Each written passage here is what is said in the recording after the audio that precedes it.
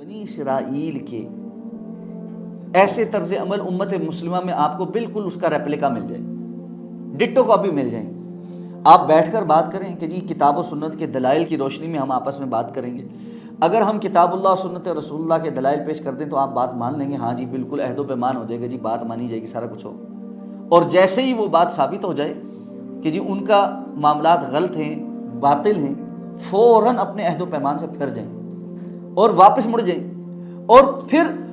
اللہ کی آیات کو، قرآن مجید کے واضح آیات کو ایسے اٹھا کر پیٹھ کے پیچھے ڈال دیں گے کہ گویا کہ انہوں نے کوئی عہد و پیمان کیا ہی نہیں۔ اور پھر یہ سب کچھ ہو اس چکر میں رہا ہوگا کہ ہم نے اس بندے کی بات نہیں مانی یا اس گروہ کی بات نہیں مانی، لیکن اس بات کو بھول جائیں گے کہ جب دلیل کو نہیں مان رہے تو وہ سامنے بیٹھے ہوئے بندے کی بات نہیں ہے، وہ اللہ کی کتاب کی بات، اللہ کا حکم، اس کو اٹھا کر پسے پشت ڈالنا اور اپنی منمانی کرنا یا اپنے بزرگوں کے اقوال پر رہنا یا اپنی مرضی کے دین کی انٹرپریٹیشن کرتے چلے جانا اور اس کے اوپر مطمئن رہنا کأنہم لا یعلمون، جیسے کہ ان کو پتہ ہی نہیں کہ حق کیا ہے۔ نہیں پتہ ہے، لیکن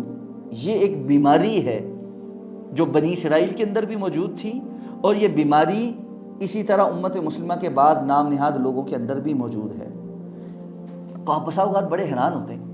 کہ یار یہ بندہ کس قسم کا بندہ ہے، یا یہ گروہ کس قسم کا گروہ ہے، ان کو کیا قرآن مجید کی واضح آیات نظر نہیں آتی؟ صراحت کے ساتھ اللہ نے جو کچھ کہا ہے اس کا بالکل واضح مطلب سمجھ نہیں آ رہا ہے ان کو؟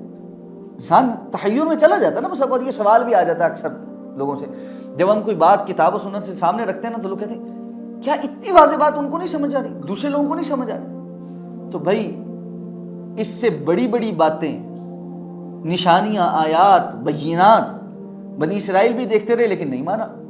اور قرآن جا بجا ان کی اس بات کو اس لیے نقل کرتا ہے تاکہ یہ امت بھی اس سے سبق سیکھے، عبرت سیکھے کہ بھئی ایسے لوگ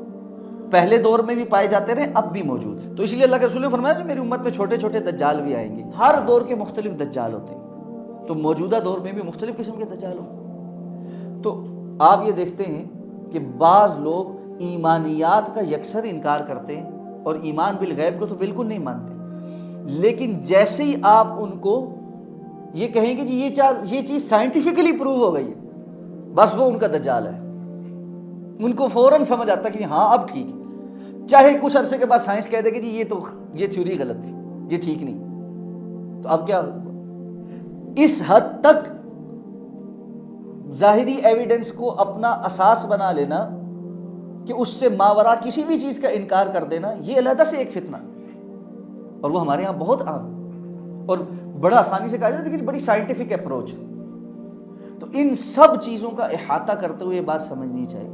کہ جو کچھ کتاب اللہ اور سنت رسول اللہ نے بیان کیا ہے اور اس میں جس سیدھے انداز میں بیان کر دیا گیا ہے اس کو لینے میں ہی خیر ہے۔ یہ دائیں بائیں کا رطب و یابس، ارد گرد کی قصے کہانیاں جب دین کا حصہ بننے لگتی ہیں تبھی انسان کے لیے خرافات کے راستے